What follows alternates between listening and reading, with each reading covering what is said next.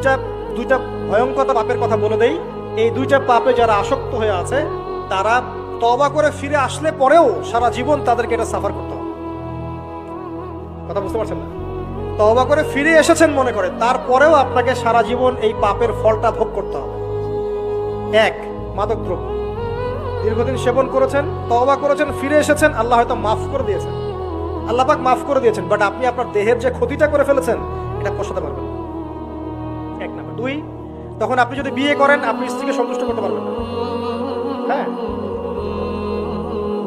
দুই নাম্বার হচ্ছে এই যে গোপনে যুবকরা যে পাপটা করে, মাস্টারবেশন, যেটাকে আমরা বলি হস্তমৈথুন, এই পাপ যেসব যুবকরা করছে বা করে, এবং অ্যাভেলেবেল এই পাপটা সবাই করে, কারণ এখন পর্নের যুগ, পর্ন দেখলে তো আর কোনো উপায় নাই, তখন তো এই পথেই যেতে হচ্ছে, নিজের উপরে নিজেকে জুলুম করতে হচ্ছে। যারা হস্তমৈথুন অভ্যস্ত হয়ে গেছে এরা যদি তওবা করে ফিরেও আসে, শরীরের যে ক্ষতিটা হয়েছে এটা পূরণ হবে না। এখানে আপনার দেহের ক্ষতি, আপনার মস্তিষ্কের ক্ষতি, আপনার পরিবারের ক্ষতি, এমন আপনি যদি পরবর্তীতে গিয়ে পরিবার গঠন করতে চান আপনি সুখী পরিবারও গঠন করতে পারবেন না, কারণ ভিতর থেকে আপনি নিজেকে শেষ করে ফেলেছেন। গোপন পাপে লিপ্ত হবেন না, আপনি যৌবনকে ধরে রাখেন, ইনশাল্লাহ দেখবেন আপনি সারা জীবন